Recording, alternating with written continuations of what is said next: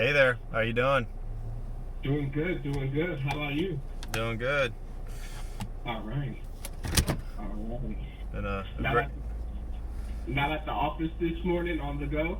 yeah, I was just getting routine maintenance on the car. It was hitting its mileage, so wanted to get it done now. So I was at their shop, but I pretty much knew that they were either going to be done right before our call, or I was hoping a little bit earlier so I could have swung by the Starbucks or something to jump on my laptop. Their internet's not great here. It's up in Gloucester, so I was going to go to a Starbucks, but Wow. I'm on my way to my next place. I got to drop off some clothes at the dry cleaners for a couple of speaking gigs coming up soon. So Nice. so yeah, but I got time to chat with you on the phone, catch up, see how you doing, and yeah, how you Yeah. been? Good, good, good. I've gotten to get to a place where, I marked a few items down on the calendar to get them done, and I didn't get them done at all. Yeah. But just getting them there and getting things in front of me was super helpful because, I derailed at all. I had a point of reference to go back to, so that was cool. A few things in the works, man, and I think that just kind of keeping it all in balance is going to be key here. I got a client, which is good. I told you that I would pretty much put balcony visions on pause until I figured out kind of that executive summary piece. Yep. Right. Just to get that focused because it's just been serving anybody and everybody, and it's just led to a lot of different stresses. Right. Yeah.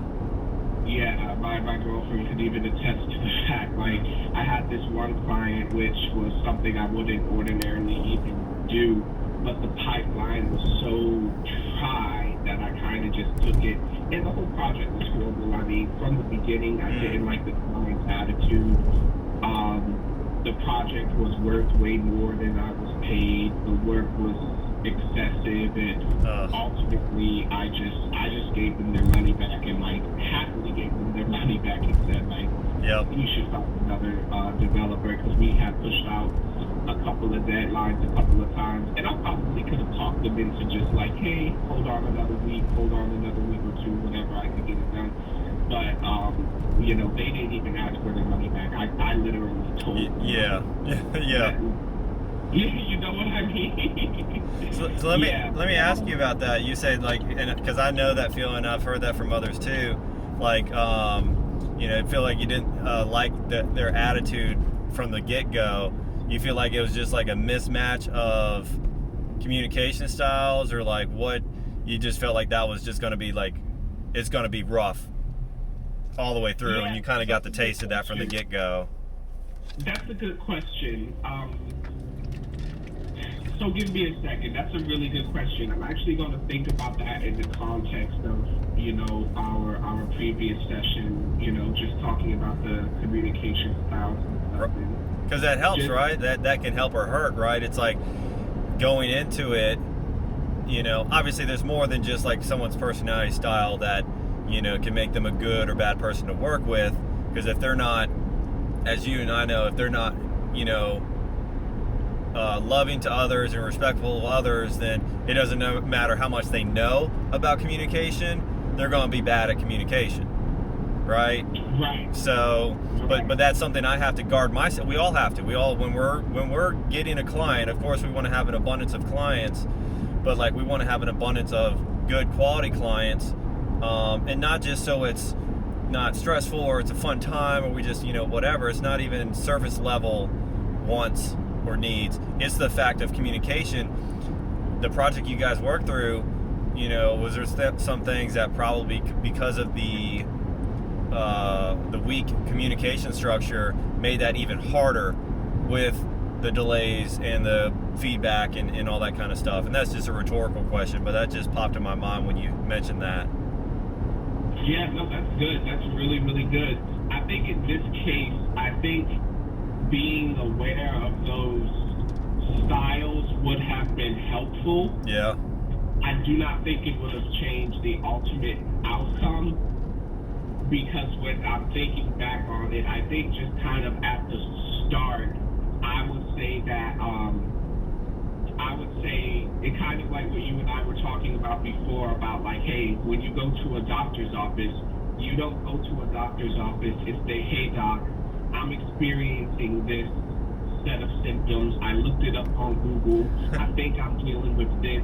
I just need you to tell me what you're going to charge me for a prescription and how long I'm going to spend time in your office today. Yeah. Like, nobody does that when they go to a doctor, right? But they do that so often when they come to design firms and such. And oftentimes it's because, again, it's that position of authority. And when you're a generalist, right, you lack that, right? Yeah. So narrowing that focus, and I think that was kind of the issue with me from the get-go, was that there was no respect. Like, there's a lot of the design firms out here with people who do the same as I do, but I've seen a lot of the work that these people produce, and it's not good, you know what I mean? But the client doesn't understand that, and so her disposition from the beginning was just kind of a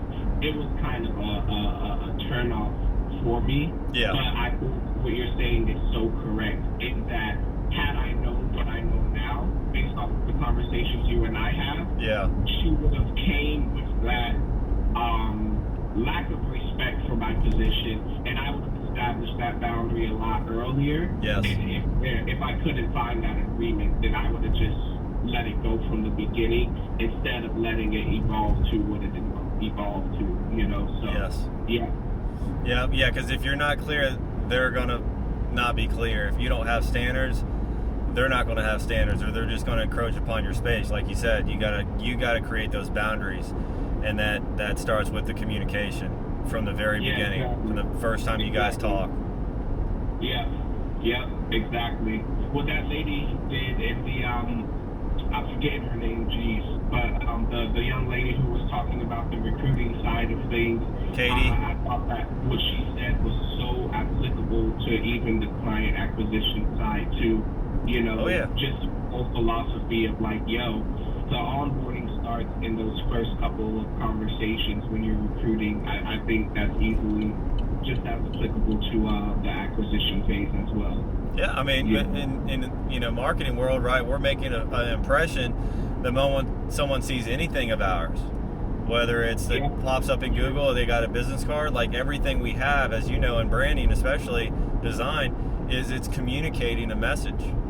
How do we want that message to come off? It's saying something. Everything is saying something. How are we commanding that to say what we want it to say? To be specific, to be clear, and to allow others not to misinterpret or twist possibly what we're saying, what we're offering, who we are, right? Because that's what people do, unfortunately, right? For whether they realize it or not, there's times that people will take advantage of others because of their desperation, right? I need this help, I need this website, I don't have a ton of money, and so I'm going to try and use this person up the best I can. And you've got to protect yourself from that. Just as if you were hiring an employee, you would have to protect yourself from that, right? You're the steward of your business. You got to make sure you're not letting wolves into the sheep's den.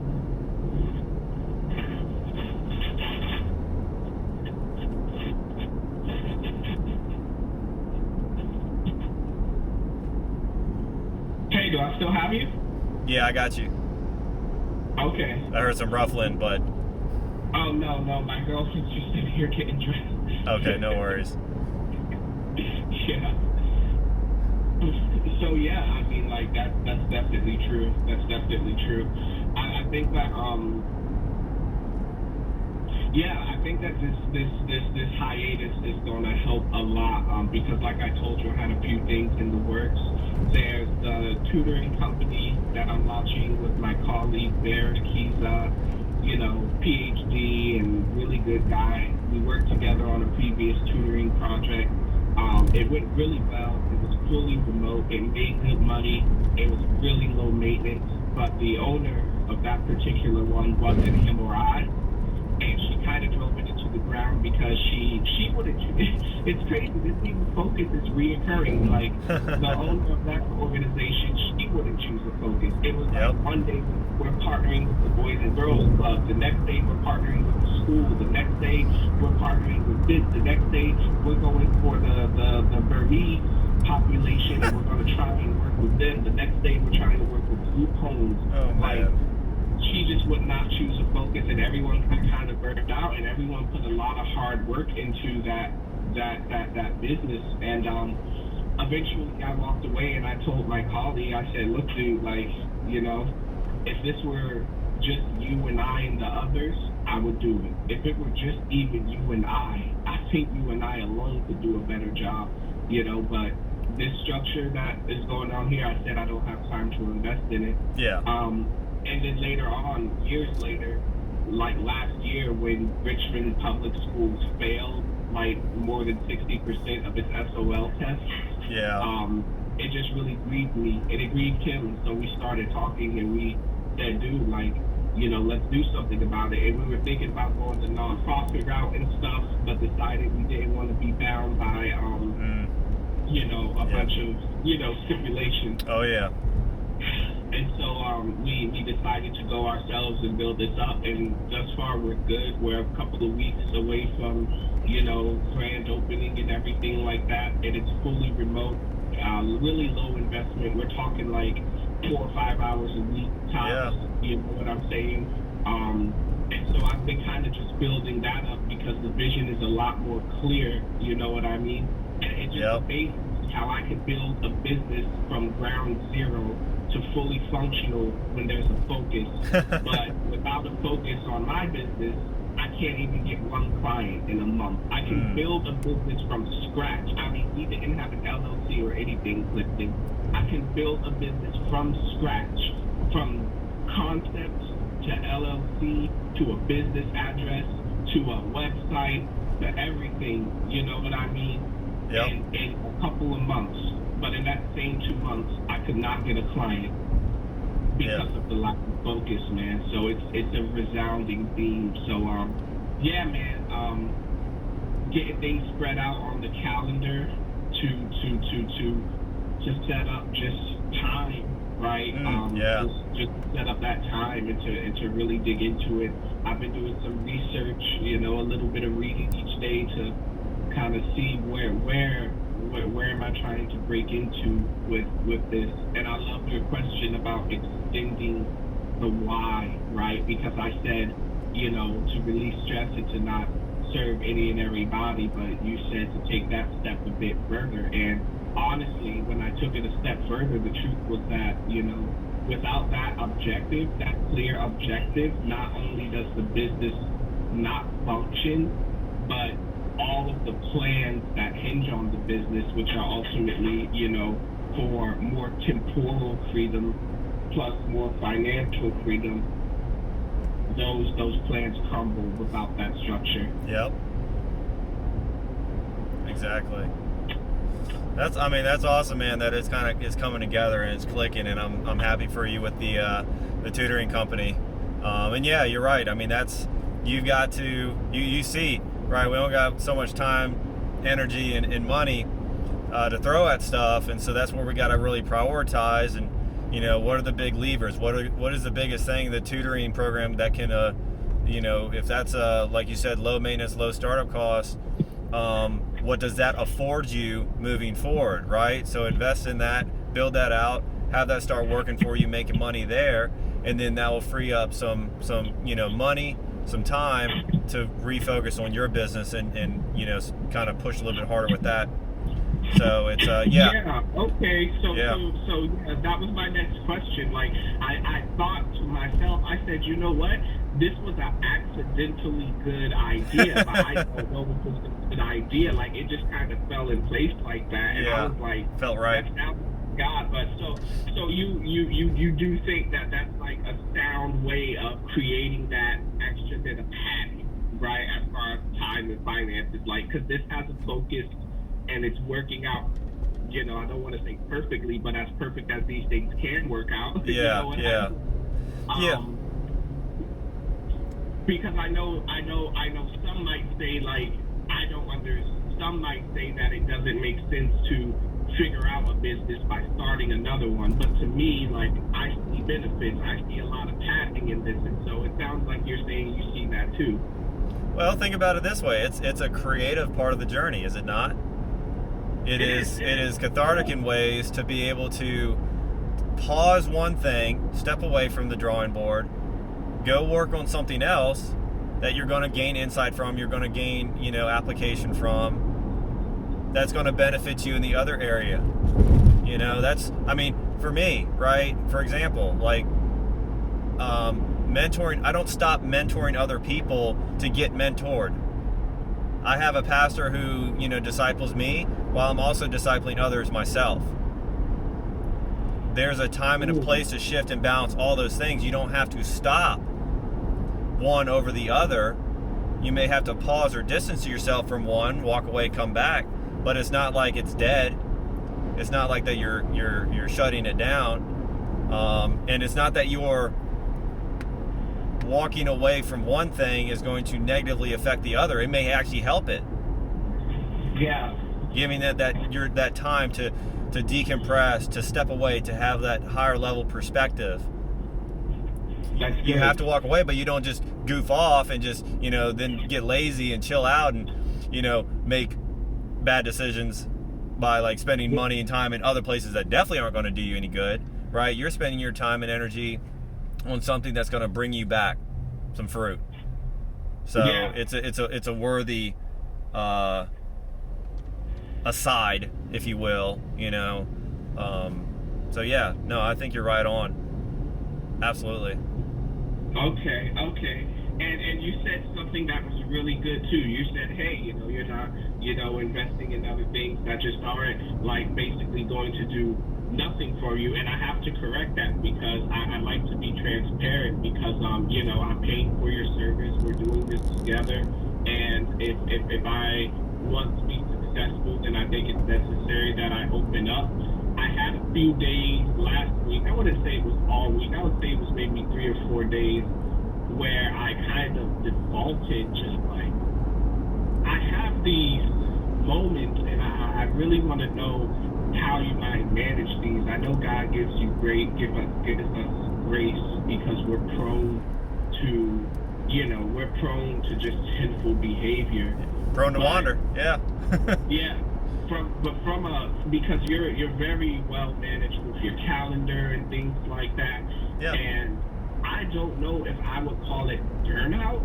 I don't know what I would call it, but there are these times every so many months where I can be just on track, everything is in the flow, and then I just hit this, I don't know, I don't know if it has something to do with digging up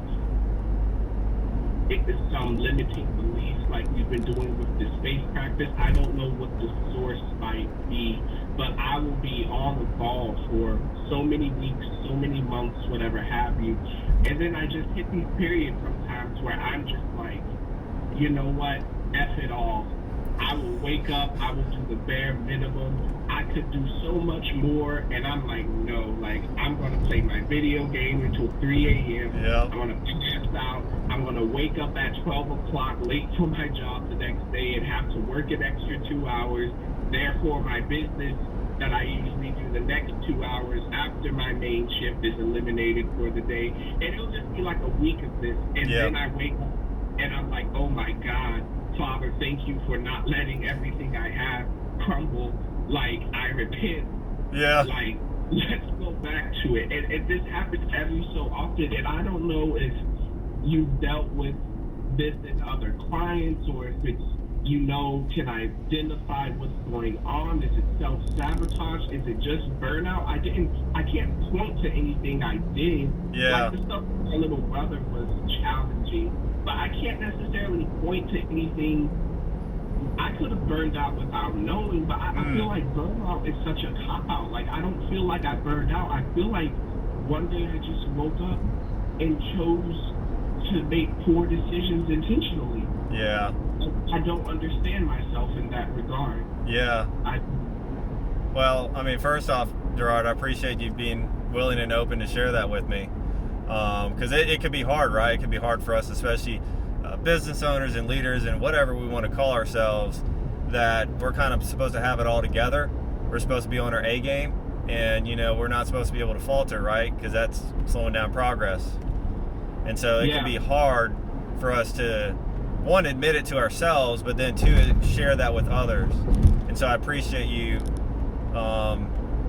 being able to share that with me. And I wish you could see my face right now, because I was grinning ear to ear, because I get it, and I've been there.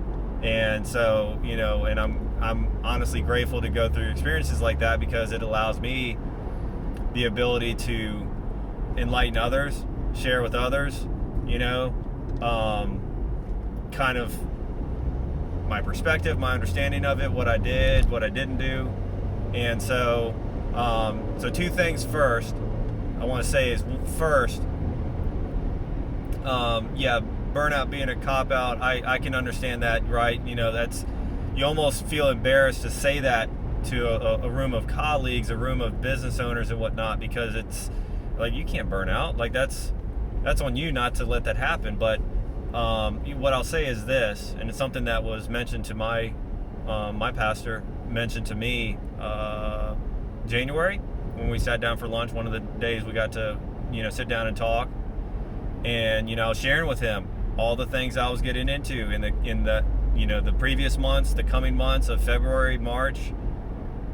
And the biggest thing he said, that's great, and God's going to stretch you, God's going to push you, but it is, and I'll say this in terms of God's sovereign, so we acknowledge that he knows what's going to happen. He's not really, I would say, he can break us if he chooses, right? So I'm not going to debate this particularly, but our goal, the thing we need to be mindful about, is to not overextend ourselves, even if it's goodwill intentions.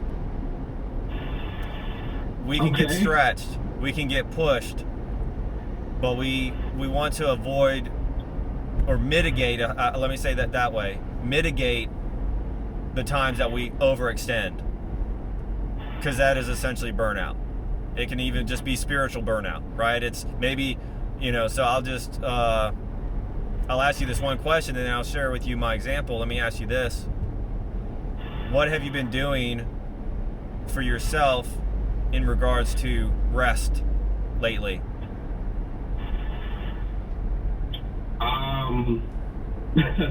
Nothing. All right. Good. Nothing really. I mean, gosh. Like time or activities or people, like. I guess so. So I have this game that I do like to play, and I'll play it for like an hour a day. Whereas before I was all work, zero play. Yeah. I would like play for like an hour maybe, and I wake up in the morning. I have kept with my Bible reading, which has been great. Like I'll wake up in the morning, I'll drink my tea, sit down, read through, the book of prophets, have some prayer time, little pockets. I would say I've done some things, but this was after the fact, right? Yep. So say, for example, if you just went to the gym, I'll just paint this illustration and I'll share you my story. Say if you went to the gym and you're like, man, I'm ready to get swole. I want to gain like 20, 30 pounds of muscle, right? Yeah. And if all you did was go to the gym and stayed at the gym for 8, 9, 10 hours and worked out and worked out and worked out, you think that's sustainable? No, absolutely not. I would say right? That's insane. Illogical, right? So, and then that's the importance of rest, because that's where the gains come from. You work out, you push yourself, you stretch yourself, and then you rest. And that's where the gains can happen. That's where the regeneration will happen, to allow you to do it again tomorrow and the next day and the next day. But what happens is, as I was saying earlier, we can have these these good intentions, these big aspirations, and that's important, right? To align our abilities with our purpose and have a passion behind that. That's important. It drives us. Yeah. But when we end up overextending ourselves and not making and guarding time to rest and recharge, we're going to burn out. It's inevitable. I believe some of the greatest, most successful people that have endurance and steadfastness have a very good balance of working hard and resting hard too. And so I'll share my example with you, because I'll get into this next part. And I'll be honest, recently I've gone through this experience myself. The good thing about it was I was picking up on the signs. I was starting to notice and document what was going on. And then once I realized that I was in it, that I had hit burnout, I very quickly started making decisions on what to radically amputate out of my life, at least for a season. Some of it was poor planning on my part. I didn't gauge exactly how much time and energy March was going to take from me, and I did not allocate. And to be honest, right, it's tempting, right? I love the work I do. I love the people I work with. I love the challenges. I love the ups and downs. But I almost love it too much, where I said, you know what, I don't need to take a rest today. You know what, I don't need to take time for myself and goof off and just sit and spend more time reading a book, or I'll share my examples of what I've done since then in a minute. But I said, you know what, and it slowly erodes away. It's not fast. It slowly erodes away. 10 minutes here, 30 minutes here, an hour here. Next thing you know, it's a day, 2 days, a week of I don't need rest. I don't need to do things for myself. And in some seasons we don't have a choice, right? There's some times that it's like you're not going to get rest. You got a newborn child, like you ain't getting rest. You're not getting time for yourself. You're going to want to try and carve it out, but you can't covet it, right? Yeah. So there's that balancing act.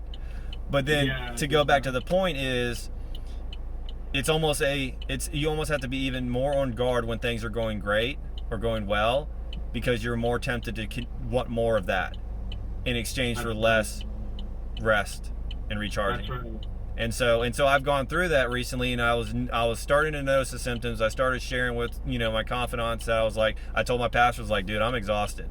I didn't say I was burned out, because I was just, at the time, I was tired. I told both my vocal coaches, I'm tired. I don't have a lot in me to sing right now. I was overdoing everything that I enjoyed. I was overworking. I was over practicing my singing. I was over practicing, all these things. And it was exhausting me because I had no time for rest. It's like you have to rest. It wasn't that I had to get better at warming up my voice, for example. It's you have to rest your voice. And then you're going to be able to tap into it. And it was just literally 1 week of just stopping, and then the next week restarting again and building in much more time for rest. It's amazing, the difference. So much energy, much more enthusiasm again, right? Because all of a sudden everything became bitter to me. I overindulged on the good things, and now everything became bitter to me. I didn't want any of it. I mean, I'm talking about diving into the church plant, diving into discipleship, diving into the singing, all these things that I'm praising and worshiping God over because I'm so joyful. And it became bitter to me. Wow.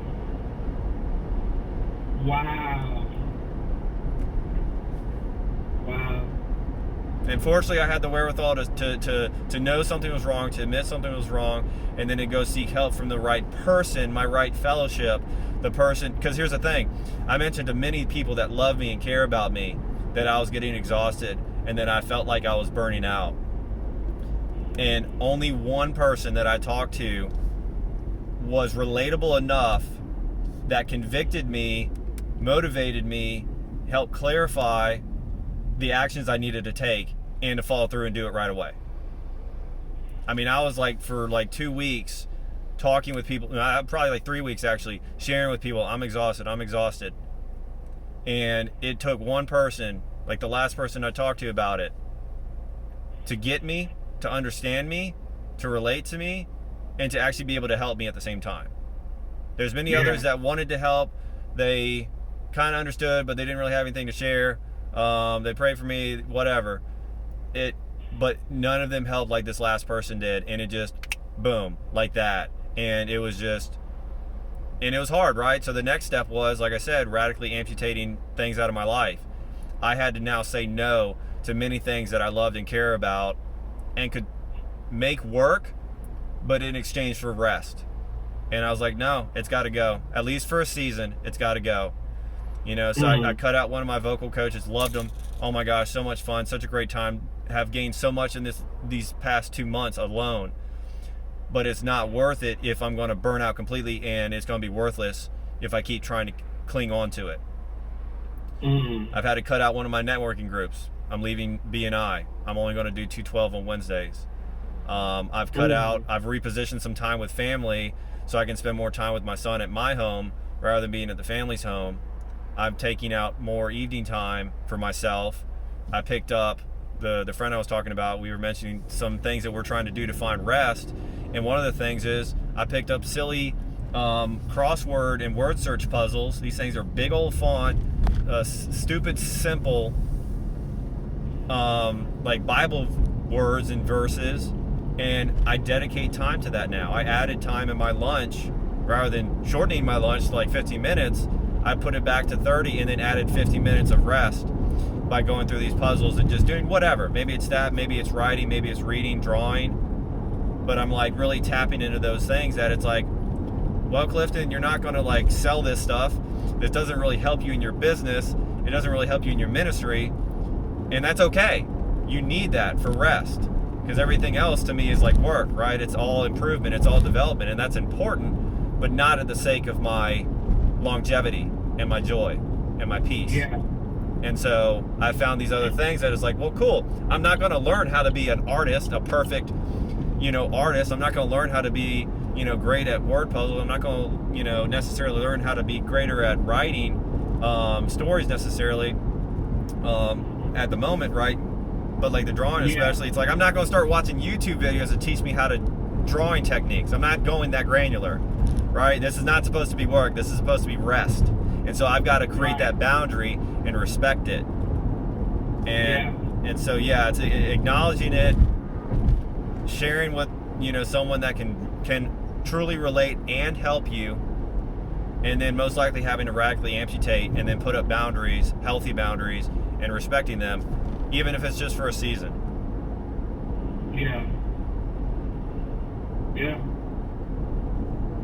No, I think wow, that is so helpful, man. And I think I swear to God that you hit it on the head. I kept saying burnout just sounds like an excuse to me, but it was like once I did get rest, my sanity came back. Yep. And the more obvious symptom that I think my focus was on, the reason that maybe I didn't acknowledge it as burnout was because being tired wasn't noticeable until I rested. Yeah. Until you stopped. Like when I started like just kind of not getting things done, staying up late, just kind of like mindlessly doing random stuff like watching YouTube videos or mindlessly playing some kind of a game or something like that, which I haven't done in years. It was like, bless you. It was like, where is this coming from? Yep. But it was comforting somehow in a very animal way. It was really comforting. And what was more obvious was what you said, like everything became bitter to me. It was just like what you said, like it was like all of these things, and I was so confused because for several weeks, I was super excited because I've been getting so much value out of this leadership transformation experience, and I've been like praising the Lord, thanking Him for it, having my calendar laid out, and I was so excited. I was like, for once, like I have a game plan. It feels so good to wake up and know, like, okay, even if I don't do what I'm supposed to, I know how to reach my goal. You know what I mean? It's so relieving when you just have a plan and a structure in place. You know what needs to be done, because at least that way you can track your progress. And if you do it, great. If you don't do it, you still know that you need to do it. It's just, I've never had that before. Yeah. It's always been catch us, catch can, figure out, go hard. And if you hit the goal, great. If you don't hit the goal, then just push on again until you hit it. And there's no metrics for it. And so I've been super excited because it's like, man, I'm on this journey. I see the results. It's tempting, man. The transformation. More. I mean, like, I was just excited for it. And then all of a sudden, it was like one day I woke up and I looked at my calendar and disgusted. I was just discouraged. Yeah, I was disgusted. Like, I just looked and I'm like, nah, F all of that. I just kind of threw the phone on the bed. Dude, and I trust me, you are not alone. Yeah, man. I was like, why am I saying this? Like, why am I saying F this, F that? Like, I was that frustrated. Like, why am I frustrated? Why?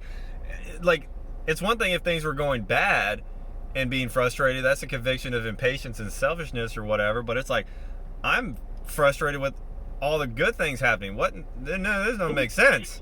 Exactly. I was so confused. I was like, what? I looked at the calendar and I just said, nah, F all of that. And I threw the phone on the bed. Dude, what? Yep. What? I was like, if my phone broke right now, I'd be all right. Seriously. Yeah, dude, I was so confused. And then I woke up on, like, I don't know if it was Friday or Saturday last week. I forget which day it was, but I kind of like, I came to myself and I was like, dude, like, this is not cool. And that's why I couldn't make it to this Wednesday thing, because since I have a job, like, and getting that hour between like 10 a.m. and 11 a.m. to be present with you guys, it requires that I do my due diligence, because I need to be able to tell my job, which my manager, she's cool. If I tell her, hey, I've got something to do at such and such time, if I'm on top of my game, my manager gives me tons of freedom. She doesn't ask questions, whatever. I can disappear for 3 hours. That morning I came up there to do it with you guys, I didn't even tell her anything until that morning. I hit her up at 7 a.m. like, hey, I'm going to start the day around 12 today. I'm headed out somewhere. It's an hour out. I'm driving out there to take care of something. I'm going to start later. She said, all right, cool. Just, pay attention to the chat. You know what I mean? Like, so I can get that kind of flexibility when I'm on top of it. But those decisions I made last week affected my ability to do that this week, because, I've been like kind of wishy-washy, and she hasn't said anything, but I know her well enough to know that, like, if I don't have certain things done, or I don't have commendable progress in those things to give her the confidence that they'll be done either before time, like right on time is not really good enough, right? Like, I need to give her some confidence that I'm ahead of the game, and then she lets me do what I want without question. Yeah. You know what I mean? And usually I'm able to give her that confidence. I'm like, oh yeah, I'm right here. I probably got like an estimated 4 to 6 hours left. It's due Friday. It's Thursday. She's like, yeah, go do what you want. I don't care. I couldn't do that this week. You know what I mean? Because I hadn't taken the proper steps last week. You know what I mean? And then that affected me all the way up until today. Like, it's my pastor's wife's birthday celebration at 6 o'clock today, and I've given my word I'll be there. And it's like, man, like, I borderline almost was feeling stressed about it. Now I'm feeling a lot better. You know what I mean? But like, throughout the week, I was like thinking, dang, like, I might have to tell her I'm not coming. Yeah, you tapped out. Know what I mean? Tapped out.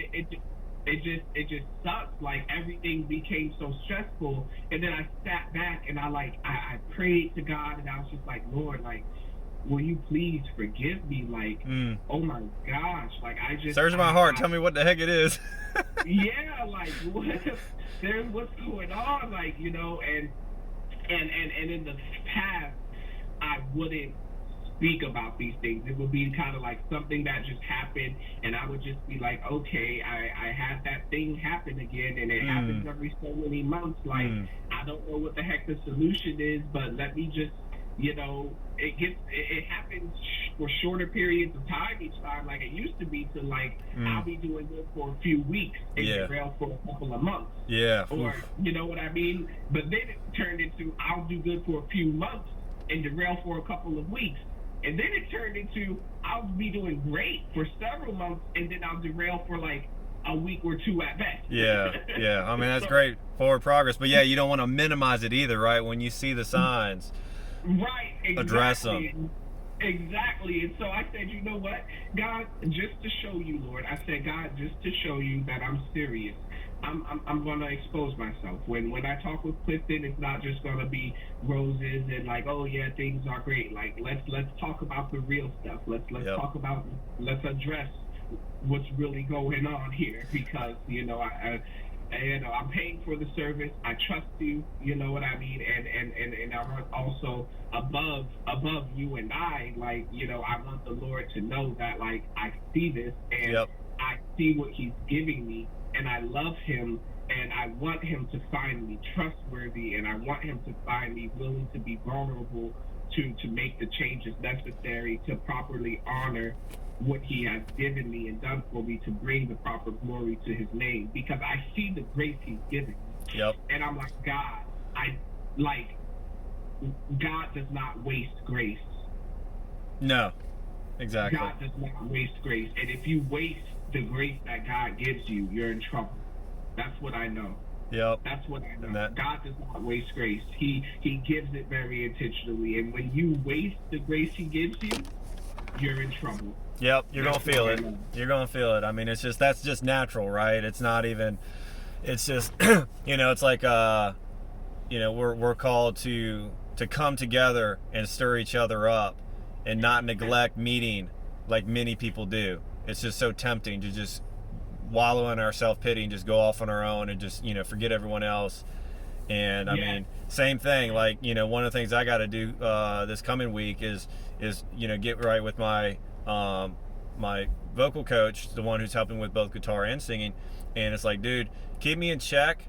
I was like, because the devil's working real hard on me right now because of all the progress I'm making. He hates it. He's really trying to get in my head and silence me. And so it's like, that's not my own battle to fight. Yes, it starts with me. Yes, it starts with my prayers and my reading the word and speaking the word back at the devil. But that's what I've got fellowship for too. That's why I got these people around me. And who knows if one day me reaching out for help from him is going to open him up to reach out to help for me, or someone else of that nature, right? Convict him of the, just like you said, that obedience to speak up and speak to, you know, those around us to help us. Be obedient, you know, correct us, instruct us, lead us.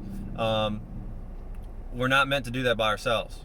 And that's in all aspects of life. And so, yes, that is the biggest thing, is to speak up and to reach out to the, you know, the person that's going to listen. So, yeah, I'm grateful that you did it. I'm grateful you gathered up the courage and the humility, you know, to share that with me, because that's huge, and I really appreciate you sharing that. And yeah, it helped get that, hearing that from you and then being able to share with you what's helped me gives me great perspective on the situations for future, you know, references too, for myself and for others. So it's a win-win, man. I appreciate it.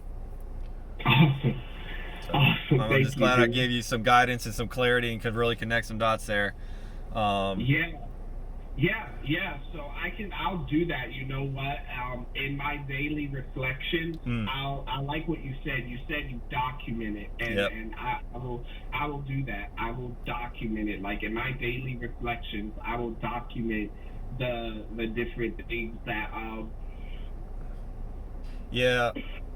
think about it like this, right? When we write it down, or for like me, I'm either journaling, or if I'm sometimes in a space that I can't journal, I have to talk. I'll record audio. And here's the thing, that's not for God, right? God already knows our thoughts before they come to our tongues. He already knows what's on our hearts. It's not for him. He's already in there. I mean, yes, we need to willingly release those things and share that with him, but it's not, he's already still in control of it. He still knows what's going on. It's for us to be able to reflect, to convict ourselves, to allow the Spirit to work through us. When we write it down, we see it, just like we see the Word. Is it supposed to convict us and instruct us and enlighten us and give us hope, right? Give us clarity. And so, but we can't do that if we're in our day-to-day lives. We can't even remember people's phone numbers now, right? We can barely remember someone's name we just met 10 minutes ago. How are we going to remember this big thing that we're going through, the big convoluted, what are these feelings, what are these thoughts, and try and connect all the dots if we're not documenting it and being able to separate ourselves from the situation, get out of the valley and look from it from above, look from it from the peak. You're gonna, if you don't mark your spot in the valley, like, spray paint the thing orange, like I tripped over this rock, right? And I'll keep tripping over this rock. This trail looks just crazy. If you don't paint that, you go up on the peak and you look down, I'm like, you can't tell the difference between the rocks.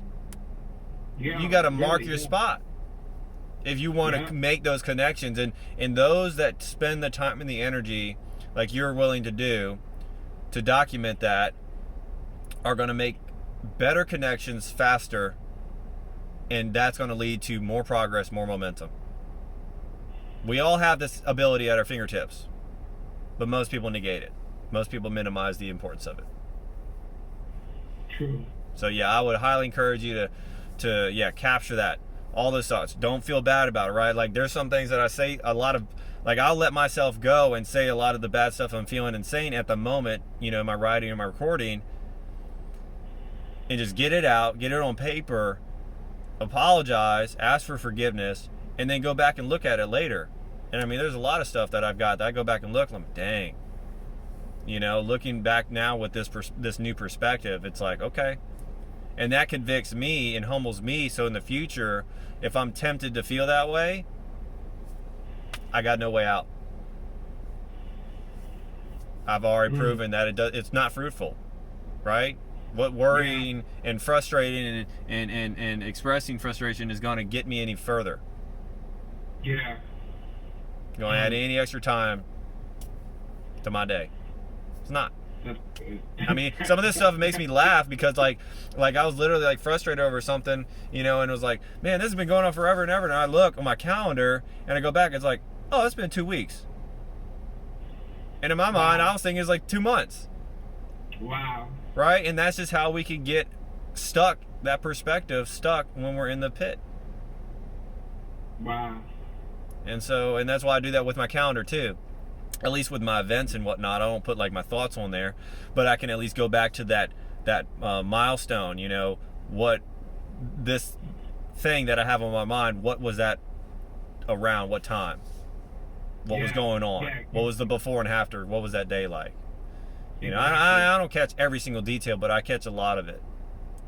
I reflect on a lot of it, and the calendar helps tell that story and kind of help retrace my steps. When I don't have it all together in the moment to document the whole thing, I can retrace my steps, and it kind of pulls some of that back out, taps into it. So. Yep. Wow. That's good. That's good, man. That's really, really good. That's really, really good. Well, I'm glad we were able to talk. I'm so glad we were able to catch up. I'm so grateful for you taking the time to jump on the office hour calls. Like, I have this time here for y'all, and I hope more people in the future utilize it. I know there's some people that really could use it and haven't yet, unfortunately. So I'm doing my part to reach out to them, but even that sometimes falls flat. So I can't help you if we can't talk. So I'm grateful that you have taken the intentionality and the humility to make time for that. I really appreciate it. And like I said, it's a win-win. It benefits us. And, just so you know too, even though we didn't do a Zoom, normally I record stuff. I've got this recorded on my other phone. And if you're cool with sharing, I would like to put this in the group. just if they want to get any insight from the conversation we had, if that's cool with you. Yeah. No, that's totally fine. That's totally fine. Cool. Yeah, I think my goal is that we can all learn from each other, right? And sharing each other's stories, and I understand protection of privacy and security and everything like that too. So I don't think there's really anything in here that's what's the word? Not pertinent. Yeah, you know the word I'm trying to use. Not proprietary, whatever the word is. But I respect that, and so I asked that of you too, though, because this was just a one-on-one. That if you're cool with that, I would like to share that with others. Yeah, no, by all means, So give someone some encouragement, some enlightenment, right? They take something from it themselves. Exactly. We're all dealing with it at some point, right? I mean, I'll tell you, I gotta get off this call here in a second, but like I'll tell you, I was just, the more and more people I've talked to over the past week, I'm feeling that. I'm feeling people are getting stretched and getting close to overextending, or they have already overextended themselves. I think just a lot of them are not admitting to it or not seeking help. That's the difference. But I just feel it because I think, and it may be a seasonal thing too, right? We got the year going, we took off January, February, hit it hard, and now we're finally feeling the after effects in March. And it's just really caught up with us. Maybe there's like a seasonal shift in mindset, but I've been feeling it with a lot of people in my circles, and so it's and I'm sure that some of the people in our group, in our community, are feeling that too, or have been feeling it, and just we haven't heard from them. I haven't heard from them. We haven't talked. Whatever it is, right? I'm just feeling it though. So yeah, I get you. Yeah, by all means, like please share it. If you want to send me the recording, and you want to let me if you can find the timestamp of where we started talking about the burnout part specifically, I got some music editing software. I can literally just take that 15-20 minute clip to make it the most pertinent part. Yeah, that's pretty much what I was thinking too. I was just going to cut that main section out. The beginning part could be beneficial too, though, talking about sharing the focus, and that's probably what I'll do is I'll break this up into because we talked about kind of like two primary things, right? It was like the focus, and then the burnout, and then big old wasp flew by my window. So yeah, I mean, I'll definitely share the link with you, the video. It's on my Google Photos. I'll do that here in a second, and then I've got some software too. I've have got some I'm working with, since I'm working on building more content and putting more stuff out there, to cut some videos up, and then it automatically subtitles, closed captions things too, to can help people out too. So, but I'll share it with you, and if there's anything that comes to mind, you say, hey, don't just leave that out. That's cool. Just let me know. I'm not going to post it right away, but I don't think there's anything, man. Everything there's free game. Yeah, if I thought there was, I would let you know too. Be like, do you want me to leave this part out? But I felt like you're. Yeah, word. All right, then. Cool. Sounds like you got it there. Thank you so much, man. Like I said, I really wanna, I want to honor the Lord first and foremost with what He's given me, and like I said, I always trace things back to their origins, because I think that's how Israel slipped up. I think that's how most people slip up with God's promises and commands, is that they don't remember the beginning. And if I trace this back to the beginning, there was the situation, there was the challenge, and there was the way out, and the situation was, you invited me to come out there. The challenge was that I really felt convicted by the Holy Spirit that I should go out there. And then the way out was, the Lord kind of used my girlfriend as, not to say she's a bad person, right, but He kind of used her as kind of I don't want to say the voice of the enemy necessarily, but He kind of used her as a voice to kind of maybe test me, because she was Jerrard, you guys are just hanging out. It's a Thursday. What are you doing? You have so much to do. You don't want to just reschedule for later, but really that whole day played into both of our visions, because God gave you a vision of just getting that rest. You know, you told me, like, when we sat down at the Cure, you were like, man, for so long I've been, you know, just envisioning being here with somebody. And for me, like, the Lord had given me a vision of, like, just like, God, like, if you could just model for me, like, what do these next steps look like? Because everyone that I've, you know, tried to work with, it's like they're so far ahead of me that they're not relatable anymore. They're just like Iron Man machines. Yeah. And they already have, like, so much. And I know that the difference is that they have time on top of, you know, the character. You know, I needed to see somebody who has the same character, you know what I mean? But I needed them, you know, to be at a different place, closer, so that I can get a vision for myself. And it's like, it's so hard because there's too many people who it's like they're coaches, but they're basically in the same boat as me. So it's like, you know what I mean? Like, they're no help. I'm like, you know, you call yourself a coach, but like, you're legit in the same boat and it's sinking. Right. I'm like, you're not really a coach. That's just your job. Yeah. Like, functionally speaking, you're no further ahead than I am. You got, you know what I mean? So it was just like, I needed God to show me, like, hey, this is fresh gold, Jerrard.